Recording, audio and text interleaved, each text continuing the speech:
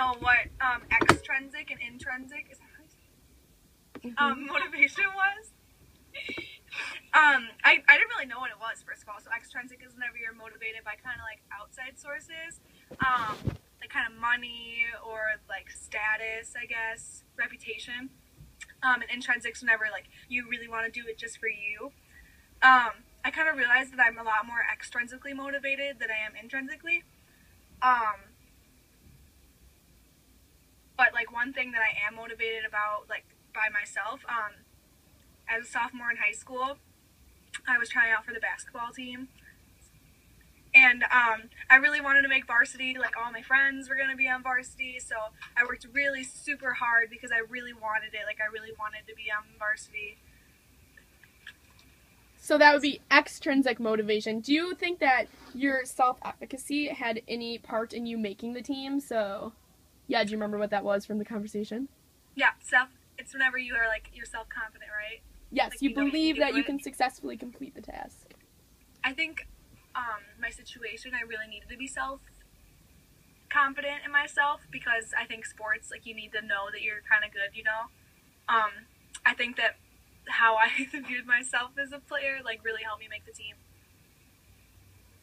Do you think that any of the other parts of motivation, the factors, influenced you? If you remember what any of them were? Can you refresh me? Performance goals, that would probably be one that influenced you to be motivated to be successful in your basketball career. Yeah, definitely. I needed to do well to make the team, and I wanted to do well to make the team. So, as you progressed through your basketball career, how did these goals and motivation differ, would you say? I would say in the beginning, I was more internally motivated, because like I really wanted it. Why at the end I was kind of getting like thick of it, and I just kind of wanted to win. Like I didn't really care about actually playing basketball. So I was more towards the beginning. I just wanted to do like better myself, but towards the end, like all I really cared about was like getting the win. Cool. And do you have any questions for me that relate to this topic that maybe I could shed light on? Yeah, you know, I'm just really interested. Are you more intrinsically motivated or extrinsically motivated? Personally, I would say extrinsically, based on the given situation, like you are, because I'm in college now and I need good grades in order to go to graduate school possibly, / keep a scholarship to stay here. So, yeah, that's where I'm But I also think that I am intrinsically motivated because I did get to choose my major here, and I chose something that I was generally interested, a science-related field, and something that, even if I'm not doing it for a grade, if I'm just reading an article online, I'm generally interested in learning more about this topic. So I think it's definitely a big combination for me between intrinsic and extrinsic motivation, but I would argue that most college students at this point in their life are utilizing more of an extrinsic motivation because, like yourself, trying to get into a higher up school like the business school or even potentially graduate school is a big motivation driving factor in each of these students. But we have to also look at the fact that they did choose their major. Majority of people chose their major based on their own personal interests and their own personal forces of what they actually want to study. So after like kind of hearing what you had to say about the different types of motivation, like I realized that I'm really not motivated like myself. Do you have any like tips? Yeah, definitely. There's tons of tips that you can do to increase your motivation. So one of them is to obviously you can monitor your progress. So if you make to-do lists, you're more likely to actually complete the tasks at hand. So I don't know if you do this, but obviously most people have a planner, but planners are one thing, but if you actually create a to-do list on a daily basis, you'll end up accomplishing more of your goals. Do you do this already? Yeah, I try to keep myself organized with a planner, and I, cross off things as I get them done because it makes me feel like I really accomplished something. Yeah, and that's definitely a way to actually accomplish what is set in front of you. But there's also other ways you can do this too, and one of them would be to set realistic goals, but also challenging goals. Because if your goals aren't challenging enough, you're going to reach them and not feel any kind of gratification from that. So if you're creating goals that are somewhat challenging, so maybe you want to get a B on a test, but if you set the goal to get a B plus, you'll feel better and more motivated to actually take the steps to get there. And also after this, you can see the value in the task that you're completing. So you'll see like, oh, like maybe I want to get a good grade on this test, but if the value is like maybe to get a good grade in a Calc 1 class, because then you'll see the value in it as you progress to the next tier of the calculus classes, and then you'll actually understand that everything is connected, thus you'll be more motivated to complete that. And then also, as I talked about, having a positive attitude and using that positive self-talk will help you be more motivated, because there's nothing that can make you less motivated than being negative with yourself, and thus you're just hindered from being successful in those ways. So after hearing some of those tips, which ones do you think you're going to implement into your daily routine to increase your motivation, if you need it? I think that your example of like aiming for like a B plus instead of a B on a math exam is a really good idea. Like, I definitely don't challenge myself that much with my goals, so I think that like kind of reaching for the stars will help me, because I'll be happy even if I don't get all the way to the stars.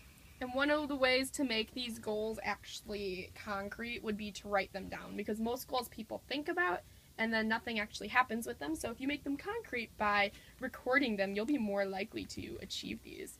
So by using those, you can definitely increase your motivation, thus increase your output of quality work. Do you use any different techniques from the ones I mentioned to increase your motivation in your current situation? Well, being a new college student, the workload is a lot heavier than it was in high school. So to kind of like give myself some motivation to finish my work, I usually like work for a certain amount of time, and then like give myself a break or a reward once I get done. Like, even if it's something as small as like, okay, read 10 pages of my psych book and then I can check my phone, or like finish my psych homework and I will go and get some ice cream from the ice cream shop down the road. I usually like to give myself rewards and like break up my work so that it's not like so much to deal with at once. Do you find this to help you efficiently, or does it actually help you understand the material better? I wouldn't say it helps me work the material better, but it helps me actually finish my work. Like, I feel like if I didn't reward myself and didn't motivate myself in the way that I do, I wouldn't get my work done as fast or efficiently. Do you think that you're going to continue to do this in semesters to come, or do you think it's just to get you like in the swing of things? I think that I'll probably need to do it. I don't think my workload's going to get any easier, like probably just harder. So it like really works well for me now, so I think that I'll continue to use it in future semesters to come. I think that using this positive reinforcement idea that you've been doing will work well in future semesters to come too, but I generally think that freshmen, the first semester of college, need to actually come up with these structured ideas like you have to get themselves in the swing of things, and then as you grow older and more experienced in this, I feel like you might not have to use this positive reinforcement idea of, oh, I'm going to read for 10 minutes and then take a 10-minute break on my phone. It might turn into, okay, I'm going to sit here and do an hour of chemistry, and I'm going to break up the chapters. So I'm going to read 10 pages, then take notes and do practice problems and continue to do this. And I think that that will help you in the future become more efficient in your time of doing homework. So whereas it would normally take you 3 hours, if you're using that positive reinforcement idea with your phone, it'll actually only take you about an hour if you sit down and be completely motivated. So I think right now what you're doing is great, but in the future, maybe try to leave your phone in the room as you go to the library, and I feel like that you'll find it be way more effective in actually processing the information.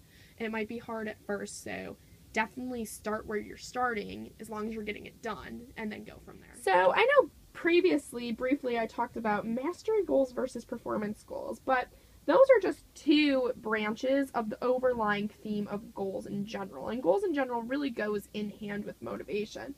So one of the things is that you obviously want to set goals for yourself, or else you won't be driven to complete anything. So one of the main things is, though, with this is you have to be willing to change the way some of your actions are in order to reach a certain goal. And Do you think that this would be easy for you to change some of your habits and techniques to reach a certain goal?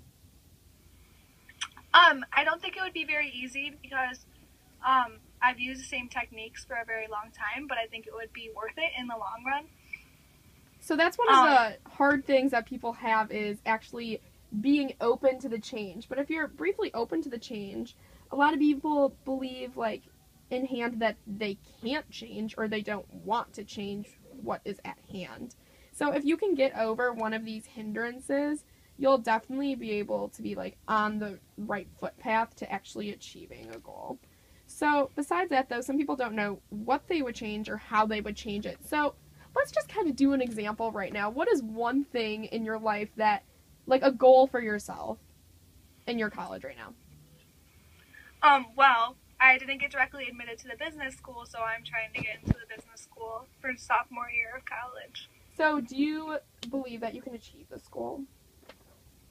I definitely have my doubts, but I believe if I put in enough work that I'll be able to achieve my goal.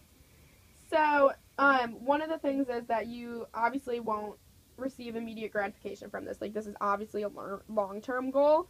So, what are some things that you're doing to keep yourself on track to reaching this goal? My school offers a lot of great clubs and like organizations that can help me get connected to the business school before I'm even in it. So, I'm exploring a lot of those options, like going to the opening meetings of the clubs to get like involved in the business school, even though like I haven't yet like received the gratification of actually being admitted. Have you joined any of these clubs yet? I actually have my first meeting tonight, so I have not had the opportunity to join the clubs. But that's good because if you're setting priorities and you're doing stuff in like the first 3 weeks of trying to achieve this goal, you're going to be more likely to actually achieve it in the long run. So if you're planning for your success early on, most likely you're going to increase your motivation. So if you keep giving yourself milestones to achieve while being on this goal, you're going to become more and more motivated towards the long run. So if you have no more questions for me, Natalie, I would just like to quickly go over what I did talk to you about. So I talked to you about extrinsic motivation, which is basically being motivated by external forces. Intrinsic motivation, which is being motivated by internal forces. And then some of the different factors that could influence your motivation, like self-efficacy, believing that you can actually achieve something. Effort, which is the amount of will and power that you put into completing a certain task. And then also goals, which there can be mastery goals, which is a goal to really understand and be influenced by the information, and then performance goals, which is kind of like extrinsic motivation. Getting a good grade on a test would show you that you have actually mastered your goal, and thus a performance goal. And we also talked about different ways to increase your motivation, like creating a to-do list and actually setting goals higher than what you're expected to, so you can really reach for the stars and challenge yourself, so you'll feel more beneficial afterwards. I would just like to thank you for your time that you've given me to interview you on the chapter 1 of my class. No, thank you for educating me about the different types of motivation. It really opened my eyes to what I am motivated by currently and about how I should change these motivations to become more like internally motivated, like by myself instead of like money and external forces? Yes, external forces. That's what I was looking for. Thank you. I really think what you talked to me about today will help me achieve my goals that I have in my college career and in my career after college. So, thank you. You're welcome. Have a great day. You too. So, after talking to Natalie, it's definitely kind of apparent that many college students aren't actually aware of, like, the types of motivation. They know about them, like, subconsciously, but